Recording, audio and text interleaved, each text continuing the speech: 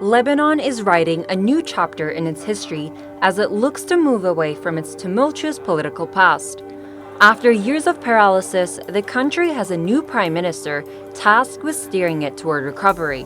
After consultations with parliament, the recently elected President Joseph Aoun has nominated Nawaf Salam, head of the International Court of Justice, as the country's next prime minister.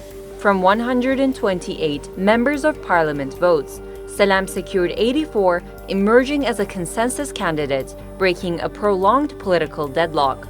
He faced little competition after MP Fuad Makhzoumi withdrew his candidacy and caretaker PM Najib Mikati received only 9 votes. 35 MPs abstained. I told the President that in his inaugural speech he outlined the demands of the people. I hope he can implement these, but he needs a partner in the executive authority willing to carry out reforms, and that is why I named Nawaf Salam, because he is not part of the old order. Salam won backing from Christian and Druze factions and from prominent Sunni Muslim MPs, including both Hezbollah allies and opponents. Jabran Basil, the leader of Lebanon's largest Maronite Christian bloc, called him the face of reform. Meanwhile, Sunni lawmaker Faisal Karami said he had nominated the ICJ chief due to demands for change and renewal among Lebanese people and in hopes that Lebanon might gain international support. Saudi Arabia and many Western countries have thrown their support behind Salam and Aoun, and many Lebanese hope their international and regional connections will unlock much-needed funding as the country grapples with the financial fallout of Israeli invasion. However, lawmakers from Hezbollah and its Shia ally, the Amal movement, are declining to participate in Salam's government. They didn't name a candidate and accused opponents of trying to sideline them. Hezbollah had supported Aoun's election but wanted Mikati to stay in his post.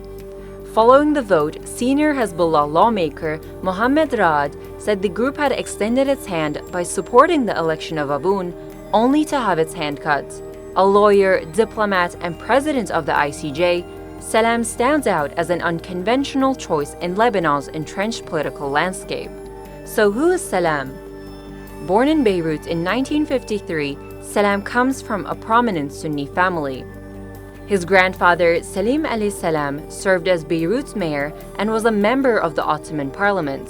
His uncle, Saif Salam, served 4 terms as prime minister, and his cousin, Tamam Salam, held the post from 2014 to 2016. He holds a PhD in political science from France's Sciences Po University, a PhD in history from the University of Paris, and a Master of Law from Harvard Law School. Salam worked as a lawyer and lecturer at several universities before serving as Lebanon's permanent representative to the United Nations in New York from 2007 to 2017.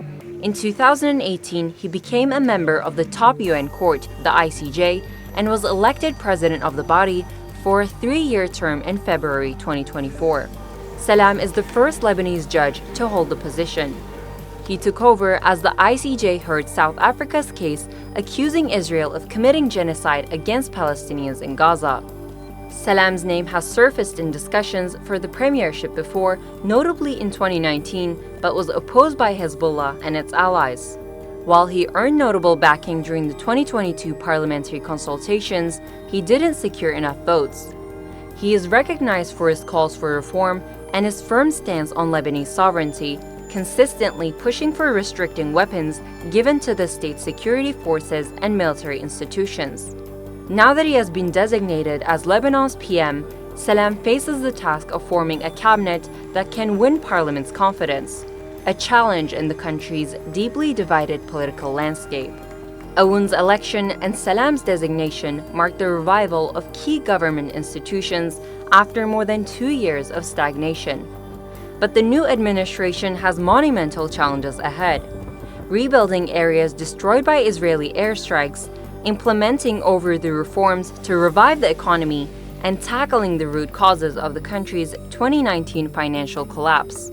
Could this mark a new era for Lebanon and be the change citizens have long been yearning for?